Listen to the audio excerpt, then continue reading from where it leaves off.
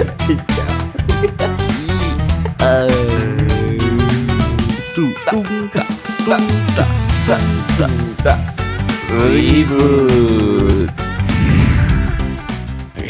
Assalamualaikum warahmatullahi wabarakatuh.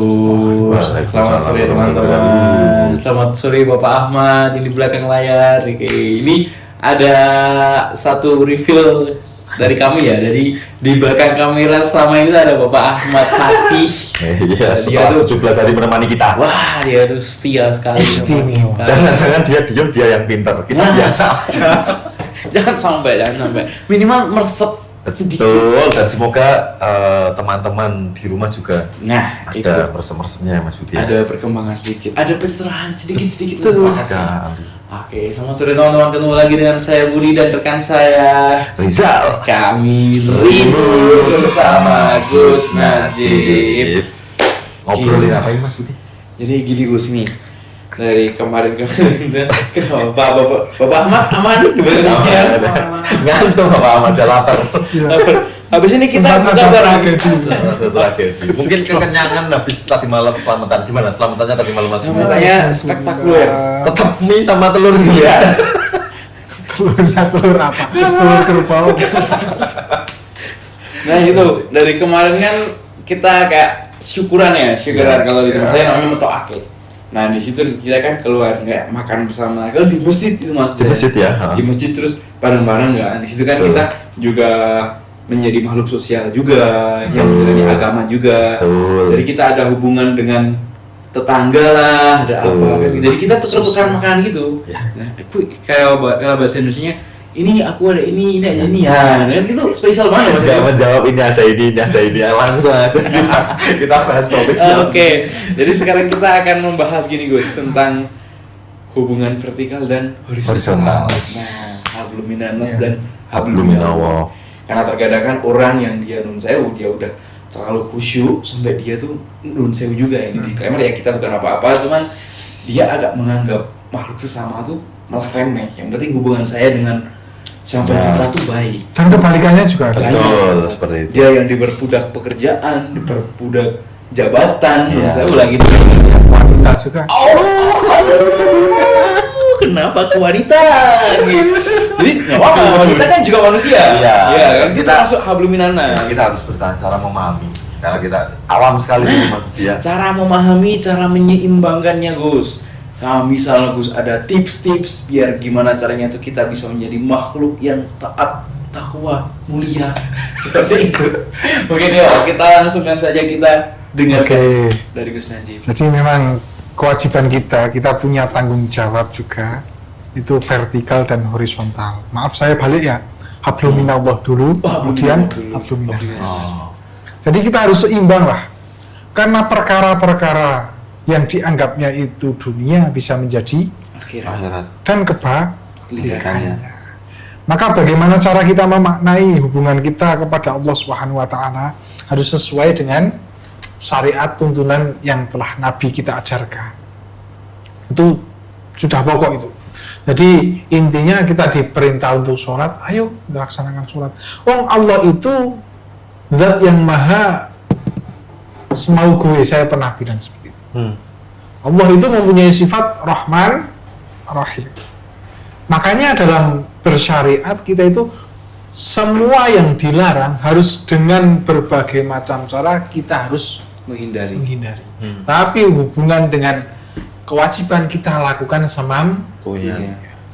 Bisa sholat dengan berdiri, monggo berdiri. Nggak bisa dengan Duduk. Nggak bisa duduk dengan berbaring. Seperti itu kan? Ya. Orang-orang yang kuat berpuasa, monggo berpuasa. Kalau yang nggak kuat, betul. Iya kan? Orang yang bisa punya ongkos untuk naik haji, monggo lah. Naik haji ya. Kalau yang nggak bisa, Jumatan lah. Karena ada salah satu riwayat mengatakan bahwa sholat Jumat itu sudah menjadi tebusan bagi orang yang belum bisa Haji. Jadi semampunya. Tapi kalau larangan harus sekuat tenaga. Hindari. Itu hablum minallah. Kalau hablum minanas lebih panjang itu ceritanya. Yaitu hubungan baik kepada sesama makhluknya Allah Subhanahu wa taala. Bagaimana kita mempunyai fungsi sosial di tengah-tengah sistem yang hari ini begitu kompleks gitu. Jangan sampai kita itu punya metode, punya prinsip, mau menerima tapi tidak mau memberi. Nampani tok. Iya. Ora gelem. Memberi. Itu kan menyebalkan ya. Iya. Ya tapi go sak derajat sak pangkat. Maksudnya Semampu kita. semampu kita. Ada orang memberikan kita mobil. Amin gitu toh. Amin Ya Allah. ya Allah. Kita tidak bisa memberikan mobil. Iya. Ya paling tidak lah mobil-mobilan. Tapi ada ibarat paling gitu. Yang penting Poster brosur. enggak. Saya udah berharap senang Gus. Nanti saya dikasih mobil-mobilan. Maksudnya kita harus punya hubungan kita. Intinya adalah simbiosis mutualisme. Saling mendoakan, saling berbuat baik. Jangan sampai kita itu menjadi sebuah semacam ganjalan bagi orang lain. Karena bagaimanapun kita itu makhluk sosial. Ya, tidak bisa hidup sendiri ya Gus. Betul. Tapi ada satu hal yang menarik nih, Gus. Kalau hablum minallah kan istilahnya dalam tanda kutip ya, jelas kita urusan Ya, dengan ibadah Gusti Allah Allah, ya. sholat, puasa, zakat. Itulah. Kalau hablum minanas itu sebenarnya apakah ada yang diprioritaskan? Karena kan balik lagi orang tua, keluarga, teman, tetangga dan lain sebagainya itu seperti apa, Gus? Ya, jadi yang perlu kita tahu bahwa semua itu tergantung tanggung jawab dan peran. Maknanya ketika kita berhadapan dengan manusia, yang paling menjadi prioritas utama tentu yang paling dekat dengan kita. Karena tentu yang paling dekat dengan kita itu yang banyak sekali manfaat kita rasakan. Berarti kan orang tua, guru-guru kita, moro sepah ataupun mertua, istri kita, keluarga dulu, kemudian baru lingkungan sekitar, kemudian baru menjalar keluar. Sekarang kebalik, Yang luar dulu diobeni, yang deket enggak. iya itu emang kenyataan loh. Ya, Kadang kita rumah itu berdampingan dengan orang tua. Iya. Sore-sore ketika tidak bulan puasa goreng tempe, paham tempe nggih? Ya. Terus wong tuane wis GR, anakku iki goreng tempe engko sekedap meneh tak tekan kene. Ternyata enggak, malah dikasih ke sono wis diarep-arep tempe ini ternyata sing teko ming ambune. Waduh.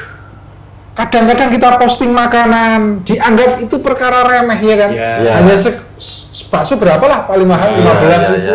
Betul, Gus.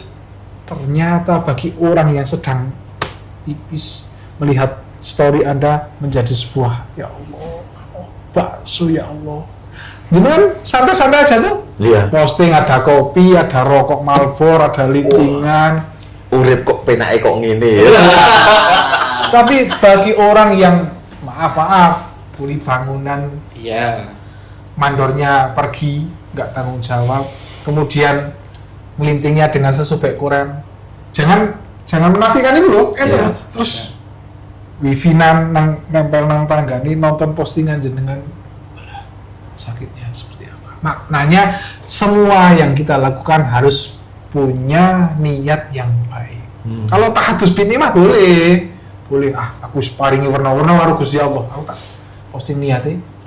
Bersyukur. Nah, sing repot sakniki kan gini. Makanan itu difoto, omongan dimakan. Iya. Iya enggak? Iya. Ada makanan enggak dimakan. Difoto. Difoto. Ketika ada orang ngomong, Dimakan. ya enggak? Iya. Pernah ngalami. Alhamdulillah. Jadi mungkin nanti buat story aja.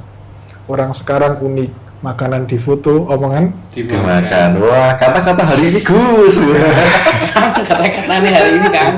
Itu kayak gini juga Gus. Kadang kan kita kayak apa ya, kayak di lingkungan kita bahkan pun itu banyak yang kekurangan. Itu kan. Tapi kesalahan orang sekarang tuh dia malah mending nyantunin nun sewu orang-orang yang jauh dulu gitu. Dia memberi bantuan-bantuan ke yang luar, tapi sementara di daerahnya sendiri, lingkungannya sendiri masih ada yang kekurangan. Mungkin gitu. saya mau memberikan suatu dawuh dari ulama besar namanya Syekh Nawawi Al-Bantani. Tapi mungkin akan banyak yang nggak cocok. Tapi yang saya juga hanya menirukan beliau. Iya. Sedekah terbesar, terbaik adalah pertama kepada keluarga. Keluargamu dulu. Setelah itu, sebentar. Sodakoh, ya. Ini mau dari yang paling besar atau dari mau yang paling kecil? Dari yang paling kecil dulu aja. Oke, boleh. Oke, sodakoh yang paling pahalanya paling kecil itu ketika kalian panjenengan semua bersodakoh kepada fakir miskin. Itu mah paling kecil. Paling kecil. Kemudian tingkatan di atasnya yaitu sodakoh kepada tetangga ataupun lingkungan sekitar. Kemudian sodakoh yang lebih banyak pahalanya itu kepada keluarga kita, termasuk ibu, anak-anak kita, menyantuni anak-anak kita. Kemudian sodakoh yang terbesar adalah kepada para alim ulama. Pasti nggak cocok kok. Loh, kok malah karo kiai toh? Sodakoh karo kiai. Karena apa? Ini kan memaknai hadis. Yeah. Imam Nawawi itu memaknai hadis. Karena kalau kita memberikan fakir miskin, pasti itu akan dinikmati sendiri, ya enggak? Ya. Ya toh? Paham ya. Ketika ya, kita berikan kepada tetangga kita, pasti akan ada hubungan timbal balik. Ya. Kapan ya? Semit kayak karo aku, tak wei. Wah, paling ora wis ora jegleke speedometer. Sudah. Gitu toh? Ya. Naik lagi kepada para Keluarga. keluarga. Karena itu yang paling berjasa untuk kehidupan kita. Yang menjadi pertanyaan, kenapa kok yang puncak tertinggi malah diberikan pada kiai, diberikan pada tokoh-tokoh agama yang tentu yang murni loh. Ya, Jangan ya. tok mau macak ngene terus udung-udungnya gede dianggap kiai. Didelok sik omongane piye ngajine nanti gurune sapa ngono lho. Ya. Nah, cuman melihat kiai itu hanya yang Penampilannya berudung-udung aja. penampilan repot. Mas Rizal paling pas jadi kiai. Cocok. Bisnis. Tapi dalam konteks kiai yang warasatul anbiya, pewaris para nabi, kenapa kok menjadi sodakoh yang nilainya paling tinggi? Karena semua rantai di bawahnya akan kenal semua.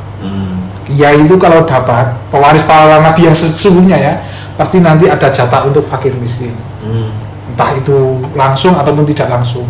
Kalau punya pondok pasti di Santri-santrinya. untuk santri-santrinya. Nanti santri-santrinya setelah mendapatkan sodakoh, mendapatkan ilmu akan disebarluaskan sampai ke keluarga Anda, sampai ke tetangga Anda. Makanya puncak tertinggi memang itu dalam catatan harus digarisbawahi yang benar-benar kiai warasatul anbiya.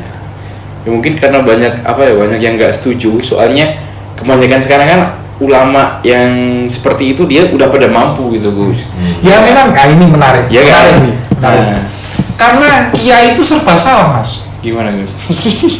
Ketika ada kiai kok fakir, sarungnya ngelinting, tahu ngelinting ya? Iya. Pecinya merah. Ya. Dia tidak akan dihormati di tengah-tengah masyarakat yang hedonisme dan materialistis. Iya. Iya. Loras. Tapi ketika kiai terlalu mobilnya Alphard, Iya.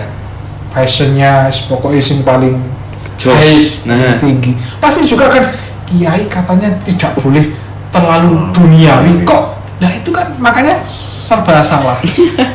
Maka harus perlu kita mengkaji al ulama warasatul anbiya. Kalau diartikan secara sederhana, para kiai adalah pewaris para nabi.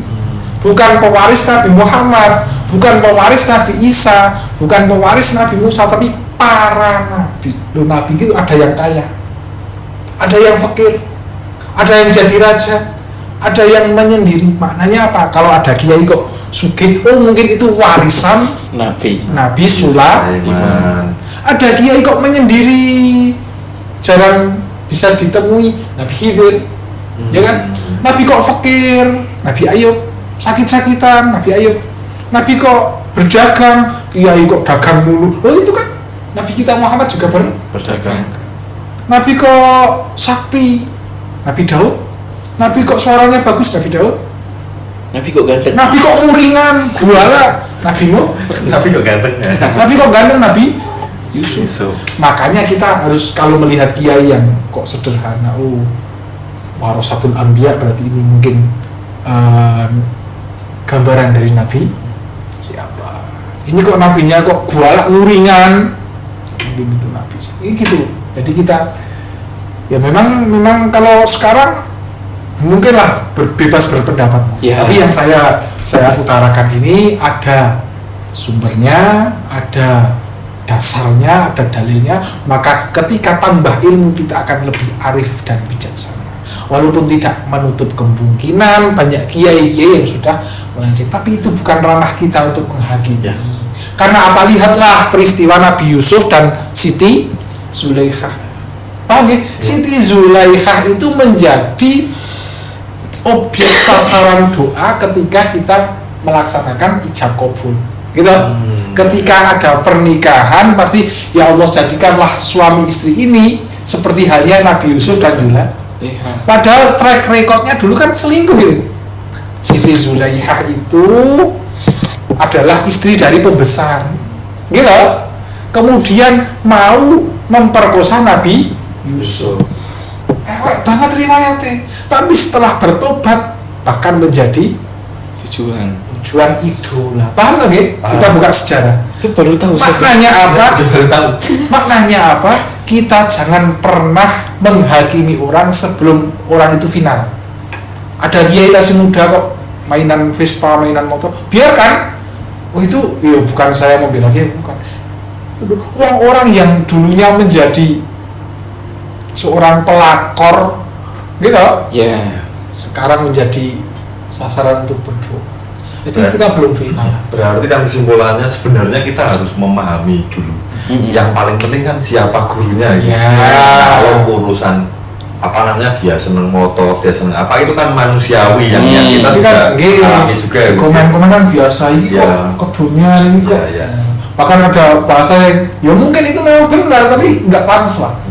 Ini jamaah itu naik motor, kiai ini malah naik mobil. Ya bener wis. Tapi ketika ada jamaahnya pakai mobil, kiainya datang pakai motor. Wih kiai bodoh.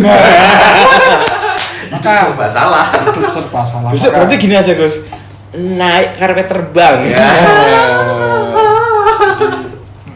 Maka hikmah dari mungkin obrolan kita, jangan selalu kita menghakimi dulu sebelum final. Karena apa? Karena kita adalah makhluk yang paling tidak tahu besok mau jadi apa. Betul. Mungkin Maha membolak-balik. Seperti itu dulu ya Pak Rizal. Ini kayaknya udah mau mulai ngaji dan mau nging gitu. Oke. Tapi menarik sekali ya, hablum minallah, hablum minannas. Ternyata itu kita ya harus imbang. Saling membuka pikiran kita lah. Ya. Jangan melulu horizontal, jangan melulu vertikal. Yin yang harus imbang. Ya, yin yang itu mungkin ungkapan yang paling oke. Ternyata nggak cuma baik aja ya. Iya. Jadi hablum minannas itu ternyata harus dipelajari lebih dalam untuk kita bisa menyempurnakan kita sebagai makhluk sosial itu Mas Budi. Jadi nggak judge for the cover. Judge book from the cover. Nah, kurang buke. Ojo didelok cover-e. Kita harus ya maka ya tak kenal maka tak sayang itu. Kalau udah sayang gitu. Dirapi Pak Budi. Pertanyaannya cuma dua. Cuma kali sih dah. Ini disibukkan karena udah mepet waktu maghrib. Ini udah bau-bau bola. Terima kasih. Hari ini nih hari ke berapa? 17 ya. 17 super sekali teman-teman. Puasanya tinggal 13 hari lagi. Harus kita manfaatkan sebaik-baiknya agar kita bisa menjadi hamba yang lebih mulia dan lebih bertakwa. Oke, kita cukupkan Pak Rizal ya. Ya, Pak Budi. Oke, kita akhiri sampai sore ini masih bersama saya Budi dan rekan saya Rizal. Kami ribut bersama Gus Najib. Oke, assalamualaikum warahmatullahi wabarakatuh.